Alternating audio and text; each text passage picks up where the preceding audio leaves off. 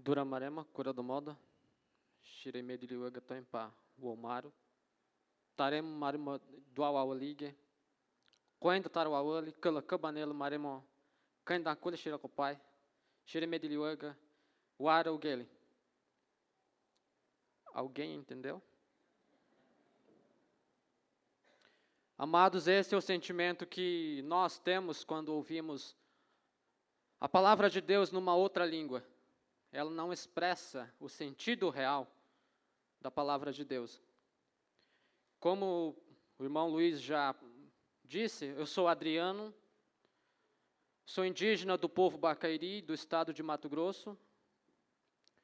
Talvez vocês já ouviram falar do Edson Bacairi. Eu sou sobrinho dele, sou mais conhecido como sobrinho do Edson. E é um privilégio muito grande de poder estar aqui, na Igreja Batista da Borda do Campo. É um privilégio enorme. Eu trago também abraço forte da minha esposa, que se chama Ruth Kelly, e da minha filhinha, chamada Sofia Womayane. Está com 11 meses. E eu sinto muito grato a Deus por aquilo que Deus tem feito nos povos indígenas aqui do Brasil. Deus tem feito algo maravilhoso, algo singular nesses últimos anos entre os povos indígenas.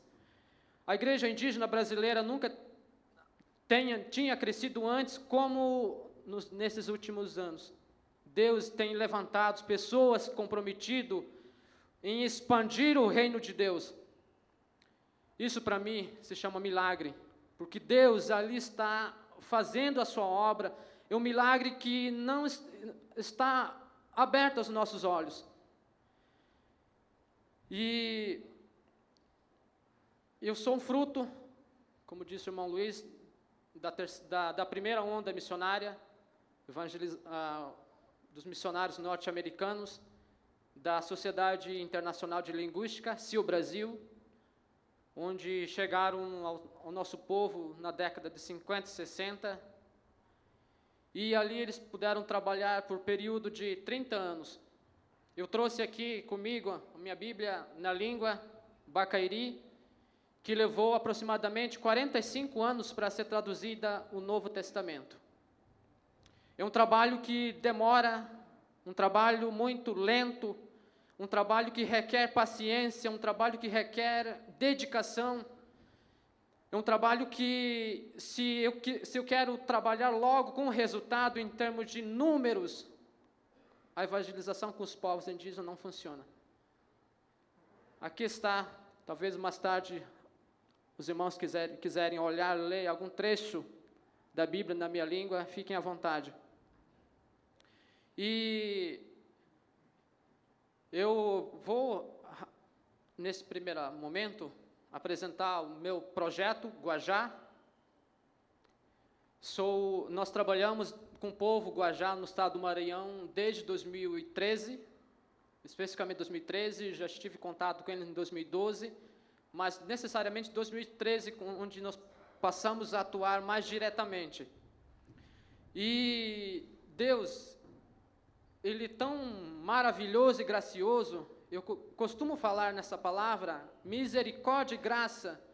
Quando estávamos cantando aqui, a letra da música dizia, antes eu te conhecia, só de ouvir falar, mas hoje, anda comigo, estás comigo. E foi assim que Deus nos direcionou para o povo ao Aguajá. Eu lembro que no início havia várias pessoas querendo ir para aquele mesmo povo, mas muitos diziam assim, por que é que eu quero ir para os índios?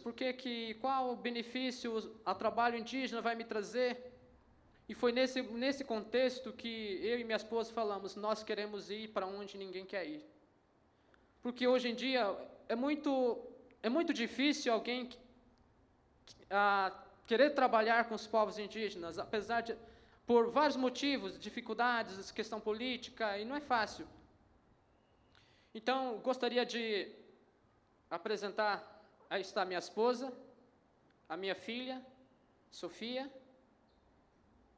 como eu disse, ela está com 11 meses, vai fazer 1 ano daqui a uma semana.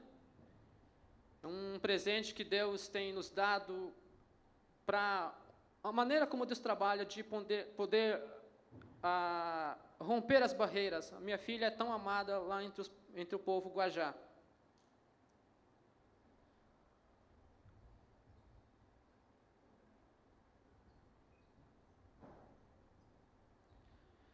Então, nesse primeiro momento, gostaria de falar um pouco daquilo que a gente faz. Eu e minha esposa, nós trabalhamos na escola, período, parte da manhã e da tarde. Nós preocupamos muito com o treinamento de leitores para tradução, para que eles se tornem futuros leitores da tradução da Bíblia. E é necessário treiná-los desde criança para que eles sejam capazes de ler a Bíblia, de poder discernir, de poder usar na igreja. E aqui está mais um momento em que nós trabalhamos com as crianças, com os adultos da 4ª turma, que já são bem mais avançada. E essa turma aqui é uma terceira turma que ainda não somente estão aprendendo na língua, por enquanto. E aqui estão as crianças. Essas crianças são crianças que, quando nós chegamos lá, eram bem menores. Hoje já são tão grandes, já são adolescentes. E são o carro-chefe na evangelização. É nessas crianças que nós investimos. Eu lembro de algum missionário dizer a seguinte maneira: Adriano, invista nas crianças. Crianças serão pessoas que vão fazer diferença naquela comunidade, porque os adultos, na maioria das vezes, nem todos vão aceitar aquilo que você está ensinando pelo fato de eles são mais velhos e você ser jovem. Mas aproveite, invista na criança, porque com certeza eles farão muita diferença naquela comunidade.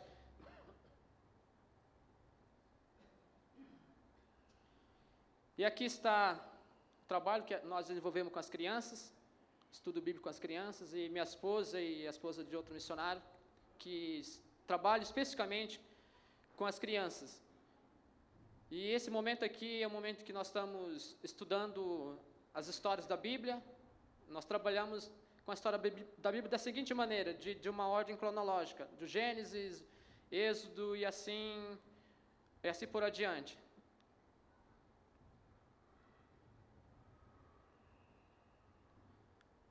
Esse é ainda o momento que nós estamos no estudo bíblico com as crianças.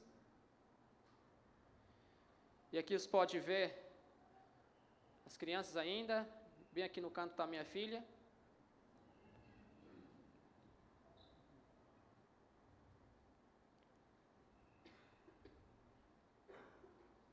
E esse momento aqui que nós trabalhamos, momento em que nós fazemos culto com toda a comunidade.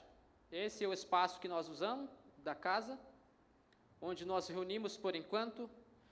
E Deus, eu falo que nós não conseguimos entender como Deus trabalha. Esse é um grupo de 15 pessoas. Aqui, claro, aqui tem mais pessoas, mas talvez dia 29 ou dia 4 agora de setembro, nós vamos realizar o primeiro batismo do povo Guajá. 6 pessoas serão batizadas naquela aldeia. Pessoas que decidiram, eles falaram: nós queremos andar nos caminhos de Deus, porque o caminho de Deus é Jesus. Tem várias pessoas ainda, algumas outras pessoas que eles querem, mas ainda não se sentiram seguros. E nós aconselhamos a esperar. Mas Deus fazendo a obra dele na vida dos Guajá.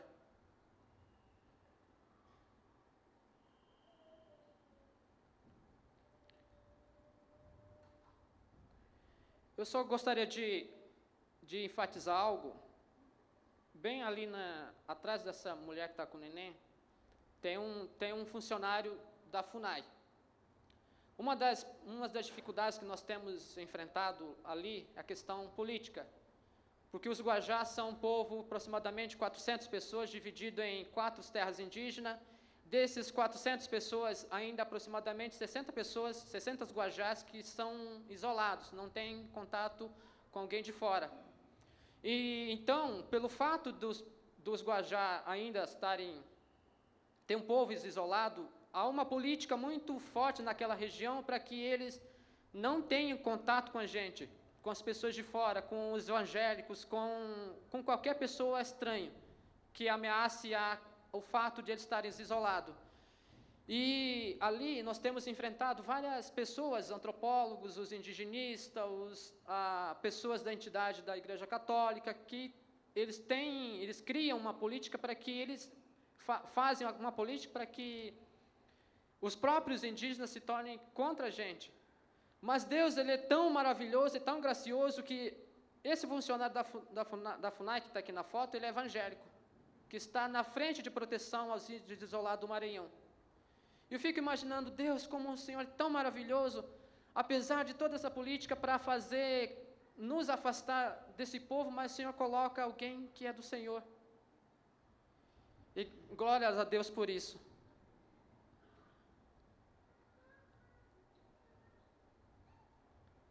Aqui estamos num outro momento da reunião, do culto à noite.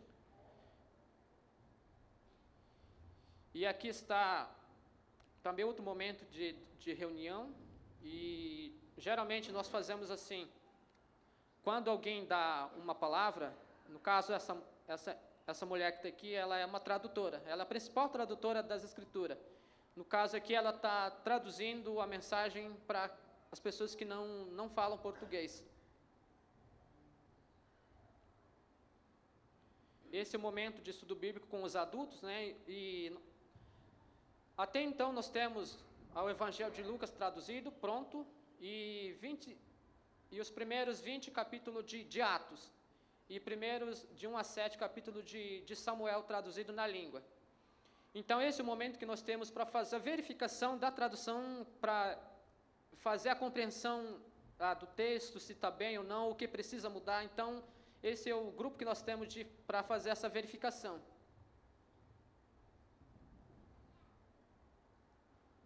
E mais outro momento de fazer verificação.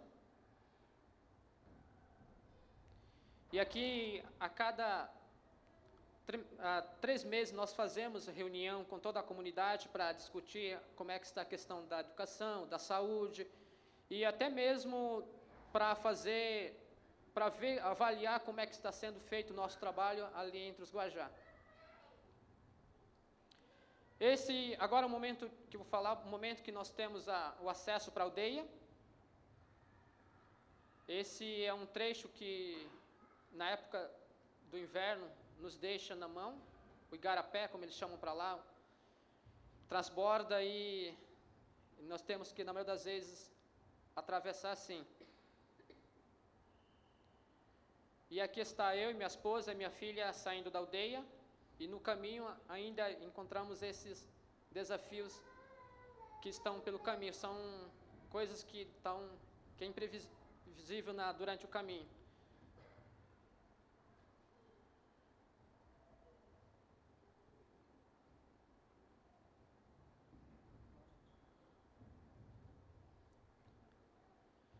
Amados, Deus,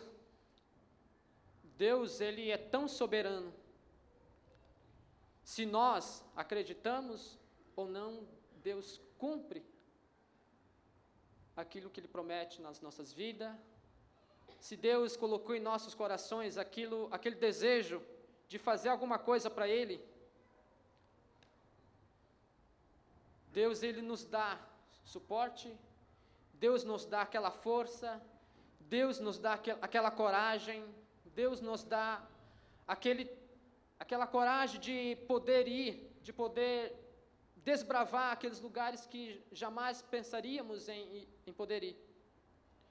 E eu costumo dizer que a Bíblia, essa Bíblia aqui, é um livro essencialmente missionário. Ela cruza as fronteiras, ela penetra os corações, ela chega naquele lugar onde ninguém consegue tocar, mas a palavra de Deus ela vai e faz isso. Então, é a importância de trabalho, de tradução das Escrituras Sagradas.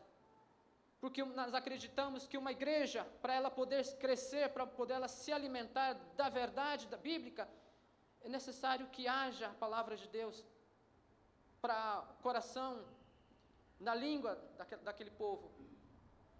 E alguém disse uma vez que a Bíblia é um livro essencialmente missionário, que só podemos fazer missões através do Espírito Santo e em total obediência à palavra de Deus.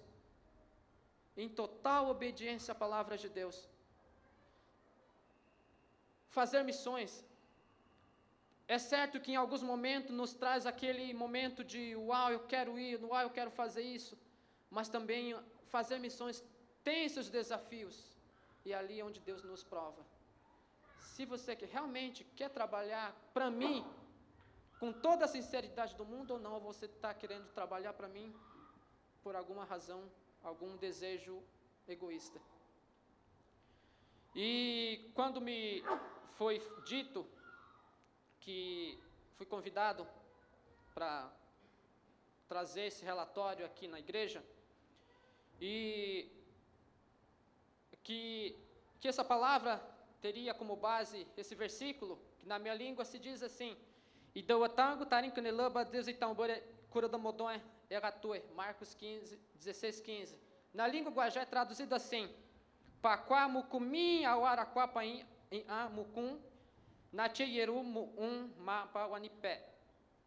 em português é traduzido da seguinte maneira: vão pelo mundo todo e preguem o evangelho a todas as pessoas. Preguem o evangelho a todas as pessoas. A evangelização dos povos indígenas traz várias barreiras. Nós criamos intrigas, nós criamos essas coisas que para o mundo que está ali fora é uma loucura. Você sai do seu lugar, do seu povo e ir para um outro povo falar de Jesus. Várias pessoas da região me perguntaram da seguinte maneira: Adriano, por que é que você está aqui? Por que é que você não está lá no seu povo? Lá no teu lugar, lá na sua aldeia, lá não é onde você deveria estar? Mas essas pessoas não entendem qual é o significado do Evangelho. Jesus está dizendo: vão para o mundo todo e pregue o Evangelho a todas as pessoas, ou a todas as criaturas. E na maioria das vezes, às vezes ficamos confusos de entender o que seria esse Evangelho. Será que Evangelho é a própria igreja, ou a própria minha denominação, ou algo do tipo? Mas Paulo ele escreve em sua carta aos Romanos, dizendo que o Evangelho, ele foi prometido pelos profetas nas Escrituras Sagradas, na qual, quanto o conteúdo acerca do seu Filho, que é o próprio Jesus. Paulo diz que o Evangelho é o poder de Deus para salvar todas as pessoas, conforme 1 Romanos capítulo 1. E assim o Evangelho, ele traz essa diferença, é o poder de Deus para salvar as pessoas, para salvar uma comunidade, a minha família. E talvez você já tenha ouvido o testemunho do meu tio Edson, onde ele fala que se não fosse por Evangelho, meu povo já não existiria mais. Porque a pressão dali de fora, das coisas desta era, deste século, são fortes e nós não conseguimos lutar contra ela. Mas o Evangelho, o poder de Deus, Jesus, ele nos trouxe essa perspectiva de vida. Jesus, ele nos trouxe essa esperança. Jesus nos trouxe esse entendimento do que é a vida, de que a vida tem um significado, de que a vida ele tem um sentido. Nós não estamos aqui por acaso, nós estamos aqui com um propósito. E louvamos a Deus por isso, mas é Jesus que nos traz esse entendimento. É por isso que eu não me envergonho do Evangelho, por isso que eu, como indígena, evangélico, crente em Jesus, eu não tenho vergonha de afirmar que eu sou crente em Jesus, porque Ele me salvou um dia.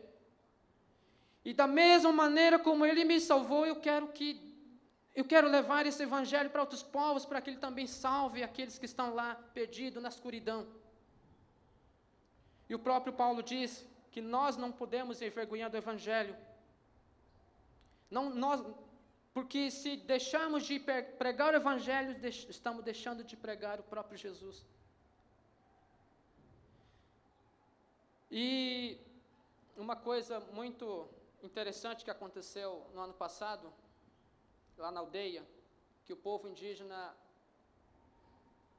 tem a seguinte questão: se você está falando de Jesus, então me prova a existência de Deus. Quem é esse Jesus que vocês falam? E aconteceu um fato que uma mulher foi picada por cobra.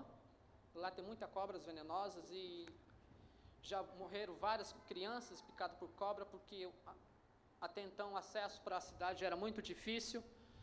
E aquela mulher foi picada por uma cobra numa tarde, umas 5, 6 horas da tarde.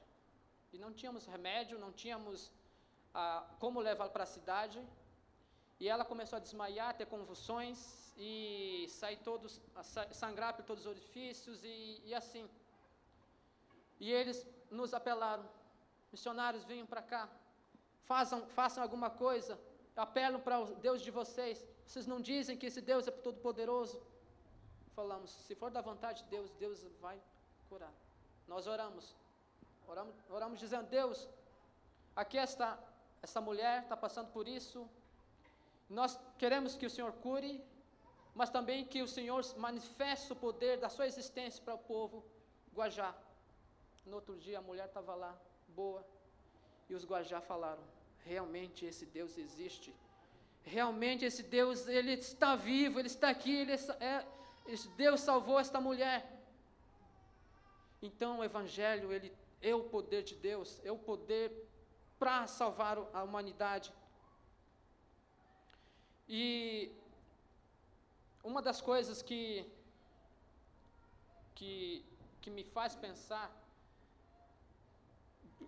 a diferença que o Evangelho causa. Há um discurso nesses últimos anos da parte da academia, então, dizendo que muitos dos antropólogos não evangélicos, dizendo que o Evangelho muda a cultura.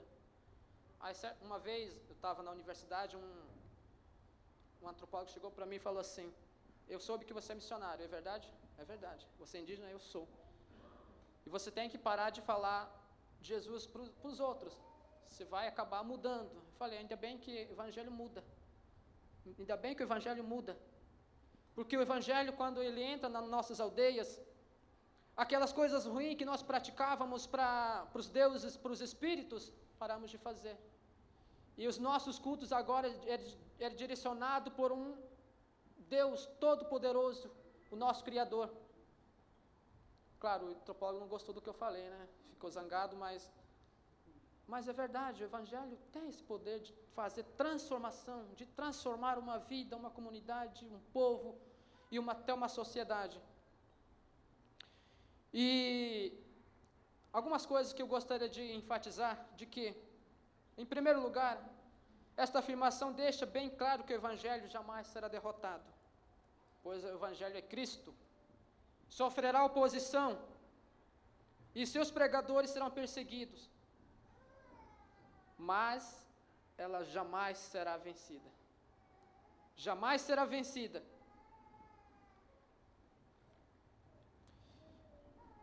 E o Evangelho não é o plano da igreja para salvar o mundo. O Evangelho não é o plano da igreja para salvar o povo Guajá. Esse Evangelho talvez não é o plano da igreja da Borda para salvar algum povo, mas é o plano de Deus para alcançar, para salvar aqueles povos que estão perdidos. Então o Evangelho é o plano de Deus para nos salvar. E se a igreja deixa de seguir o Evangelho de Cristo, ela deixa de ser igreja, porque mudou o seu propósito. O propósito para o qual foi chamado muda de direção. Aí então nós estamos perdendo a essência do Evangelho, estamos perdendo a a real propósito da qual a igreja existe. E outra coisa que eu gostaria de enfatizar é que o Evangelho não deve ser apenas compreendido e vivido. Estar nesse comodismo, de estar no meu zona de conforto, de eu estar aqui, eu estou bem, eu já estou fazendo. Mas o Evangelho, ele precisa ser manifesto, ele precisa ser pregado pelo povo de Deus. E Paulo, quando ele usa essa expressão, ele diz que Paulo, ele se esforçava para pregar o Evangelho. Ele diz que ele não foi chamado para batizar, mas para pregar o Evangelho. Paulo ainda diz que pregar o Evangelho é a obrigação dele. Então devemos proclamar o Evangelho, lançar essa semente, tempo e fora de tempo, como diz Provérbios, e nos encoraja ainda a lançar todas as sementes pela manhã, ainda à tarde, não repouse sua mão, como diz. E essa expressão de intensidade e constância nos ensina que devemos trabalhar logo cedo. E eu lembro de um professor meu no Instituto Bíblico, ele falava assim: Adriano, você ainda é jovem, nós temos todo esse período da nossa juventude para aproveitar. Faça da sua juventude alguma coisa que quando você chegar lá na sua idade, 80, 90 anos, caso chegue, quando você olhar para trás e você diga: poxa, graças a Deus consegui fazer isso, para que a sua história, da sua caminhada te traga um orgulho e não te traga vergonha. É isso que eu faço enquanto jovem. Eu quero fazer, eu estou fazendo algo que na minha velhice, quando eu olhar para a minha história, para o meu passado, eu tenho orgulho de lembrar da minha história. E não simplesmente olhar para a minha história para trás e lembrar daquelas coisas que eu deixei de fazer ou que eu deveria ter feito, mas eu não fiz. Então devemos proclamar o Evangelho.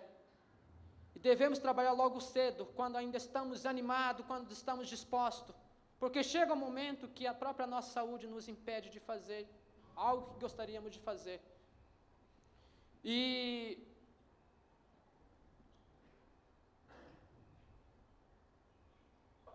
nesse contexto que nós estamos trabalhando com os Guajá, como eu falei, como vocês podem ver nessa imagem, é um trabalho que cansa muito. É um trabalho que nós precisamos diariamente estar renovando, precisando de ser motivado, porque é algo que você está lá sozinho, praticamente isolado. Você não está nessa comunidade de irmãos, de onde você pode desabafar, ouvir palavras de ânimo, ou ouvir palavras de consolo, ou ouvir uma palavra de pai e de mãe. Mas constantemente é essa a realidade que nós vivemos.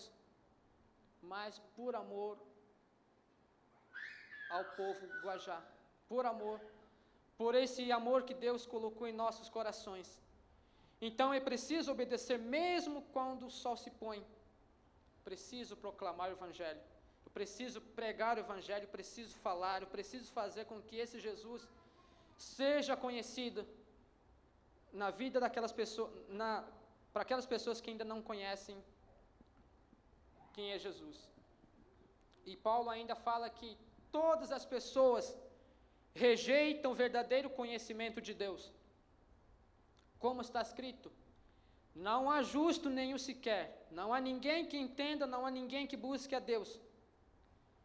Por isso, amados, os Guajá, as pessoas, os Bacairi, os Yanomami, os Macu, os Terena, os Craô, o Parque Nacional de Xingu, esses povos do Parque Nacional de Xingu, eles precisam ouvir o Evangelho, eles precisam ouvir desse Jesus, porque esse Evangelho é o próprio Jesus, e nesse momento eles estão culpados diante de um Deus tão santo. Paulo está dizendo isso, que não há justo nenhum sequer. Então é necessário, é preciso proclamarmos esse Evangelho para aquelas pessoas. Não somente lá, mas também aqui no contexto urbano. Há várias pessoas que estão morrendo sem conhecer Jesus. E qual será a minha cobrança por eu não ter falado, de não ter apresentado esse Jesus para eles? E por isso, precisamos levar esse evangelho enquanto é tempo, para que ao nome de Jesus se dobre todo o joelho, nos céus e na terra e debaixo da terra, e que toda língua confesse que Jesus Cristo é o Senhor, para a glória de Deus Pai. E ainda diz Apocalipse: com teu sangue compraste para Deus os que procedem de toda tribo, língua, povo e nação, e para Deus os constituíste reinos e sacerdotes reinarão sobre a terra. Por isso, meus amados, vão pelo mundo e preguem o evangelho a toda criatura, a todas as pessoas. Por isso, meus irmãos, e deu o tango de honor a Deus, e no problema de agatue. Por isso, meus amados, paquamu kumi inhawaraquá pin inhamu kum ayechu muum wawanipé. Vão a todas as pessoas e pregue o evangelho a todas as pessoas. Nós precisamos abordar esse mundo com o evangelho. Nós precisamos trazer mais pessoas para Jesus, porque é o reino de Deus quem ganha. Eu costumo falar o seguinte, que precisamos investir nas coisas que são eternas. Então invista para Deus, invista no reino de Deus, isso nunca vai acabar. Porque se você investir para o reino terrestre aqui na terra, as coisas acabam, as coisas ficam. Mas investir para o reino de Deus é você investir para a eternidade, onde nós moraremos junto com eles, onde não há essa diferença de povos, de línguas. Eu não sei como é que será lá no céu, mas o fato é que nós precisamos trazer mais pessoas para o reino de Deus. E eu gostaria de terminar minha palavra dizendo o seguinte, que não é besteira, não é perca de tempo, não é investir em vão, investir em missões. Há pessoas que necessitam de ouvir de Jesus. As pessoas que precisam ouvir, precisam saber que eles são amados. Há pessoas que precisam saber que eles são amados por um Deus, por um Pai que é soberano, que é tão grande, onde não há, naquele lugar onde não há dor, não há tristeza, onde não haverá morte. Esse é o Deus que nós servimos, esse é o Deus que nós estamos constantemente em busca, estamos constantemente querendo trazer mais pessoas para junto dele. Porque é ali, naquele lugar, onde todos os povos se dobrarão perante um rei soberano, e todas as línguas confessarão que Jesus, Ele é o Senhor, para a glória de Deus Pai. Em nome de Jesus. Amém?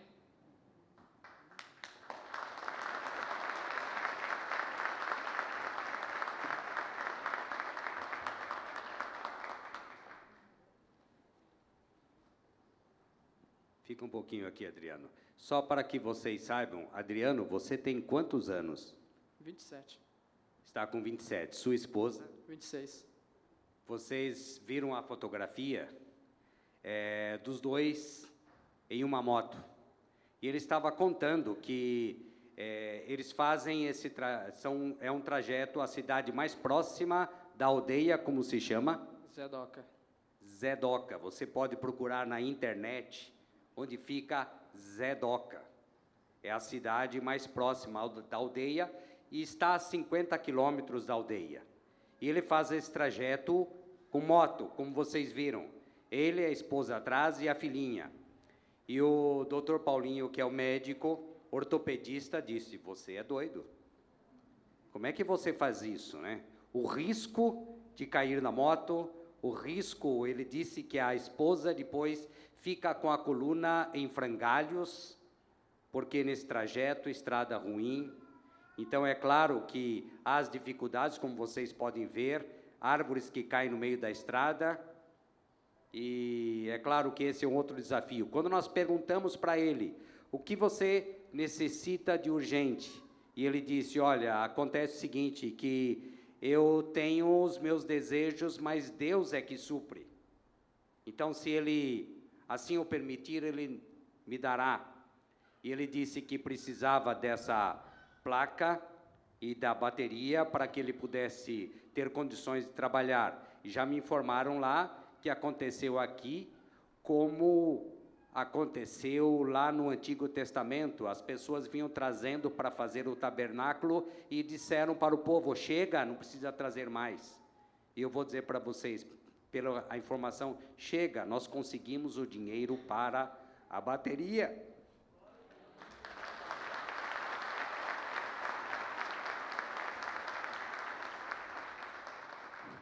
E agora, segundo o Dr. Paulinho, há um outro desafio. Ele precisa comprar um veículo, por causa do risco até da própria filhinha. E essa é uma outra história, um outro desafio. Precisamos, como envolve uma grande soma de dinheiro, precisamos orar, fazer uma composição para que ele possa desenvolver o ministério. Então, aqui está a terceira onda. E, em nome da Igreja Batista da Borda do Campo, nós agradecemos a você por ter vindo de longe para trazer a palavra. E sempre é bom saber, porque nós investimos e às vezes não conhecemos o missionário. E aqui está o missionário. Tá bem? Então, agradecemos. E agora nós vamos terminar. E, mais uma vez, eu quero desafiá-los. Se você quiser depois ver como é que se escreve em Bacairi, ele tem a Bíblia em Bacairi. E ele fala português, como vocês viram, fala Bacairi e está falando Guajá, mas disse que ainda não está no ponto para a tradução completa ainda, então depende dele continuar o ministério dele. E somos desafiados. Enquanto o Kleber nos conduz no hino final, você que foi tocado e que deseja participar desse projeto por mais um ano, regularmente, todo mês, uma oferta específica para a terceira onda, traga o envelope sem dinheiro. Escreva terceira onda, o seu nome, o seu telefone, o seu e-mail. Isso significa que você quer se comprometer até agosto de 2017, sustentando esses indígenas que estão evangelizando outros indígenas. O Adriano Bacairi, o Edson Bacairi, o Henrique Terena, o Marcos Maioruna e aqueles índios da etnia Gavião. E que Deus nos dê recursos para continuar investindo nesse investimento que é para a eternidade, que é o Evangelho alcançando todos os povos. E que Deus nos abençoe.